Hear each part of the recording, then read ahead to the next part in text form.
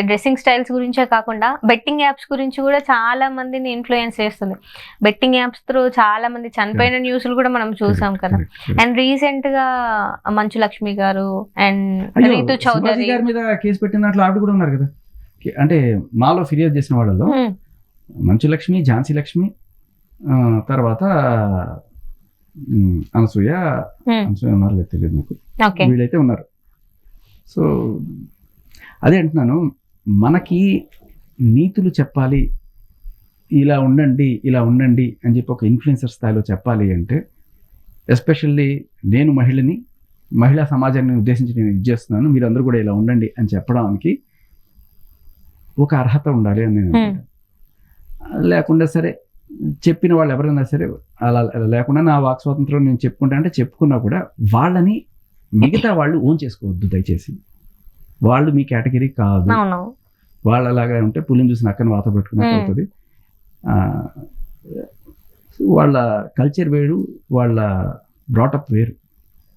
అమెరికాలో ఉండొచ్చిన వాళ్ళు కావచ్చు, మీరు గమనిస్తే అనసూయ భరద్వాజ్ కావచ్చు, లేకపోతే మంచు లక్ష్మి గారు కావచ్చు, వీళ్ళందరూ కూడా అమెరికన్ కల్చర్ నుంచి వచ్చిన వాళ్ళు. వాళ్ళకి ఇది కొంత వింతగా అనిపించవచ్చు, దానివల్ల వాళ్ళు అలా రియాక్ట్ అవుతుండొచ్చు. బట్ ఇండియాలో అలా కాదు కదా. సో ఆ కల్చర్ని ఇక్కడికి వద్దకండి దయచేసి. సో ఈ బెట్టింగ్ యాప్స్ గురించి ఏం చెప్తారు? బెట్టింగ్ యాప్స్ ని ప్రమోట్ చేసిన వాళ్ళ మీద కేసు పెట్టారు. చాలా మంది సెలబ్రిటీస్ ఉన్నారు అందులో.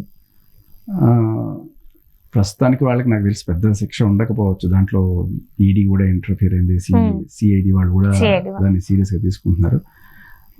సో కొన్ని ప్రశ్నలు అడుగుతారు. బేసికలీ వీళ్ళని శిక్షించే ఉద్దేశం నాకు తెలిసి ఉండదు. వీళ్ళని బేసికలీ ఒక సాక్షులాగానే చూస్తున్నారు. అంటే ఎవరి దగ్గర నుంచి మీకు ఇది వస్తుంది, డబ్బులు ఎవరి దగ్గర నుంచి వస్తున్నాయి, మీకు అసైన్మెంట్లు ఎవరి దగ్గర నుంచి వస్తున్నాయి, ఇవి చేయమని వాళ్ళ అడ్రస్లు అవన్నీ తీసుకొని వాళ్ళ పని పట్టడానికి వీళ్ళు వెళ్తున్నారు. సో వీళ్ళు తెలుసో తెలియకో చేసేసారు. తెలుసో తెలియకో అని కూడా సరే ఫస్ట్ టైం కాబట్టి అనుకుందాం, ఇప్పటిదాకా ఎవరు చెప్పలేదు కాబట్టి వాళ్ళని మనం ఒక కోణంలో క్షమించేది ఉండొచ్చు. కానీ అదే అంటున్నా, ఒక రెస్పాన్సిబుల్గా ఆలోచించేవాళ్ళు వేరు.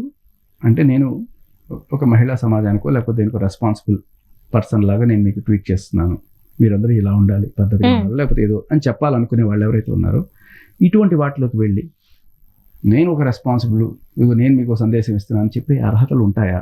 ఉండవు.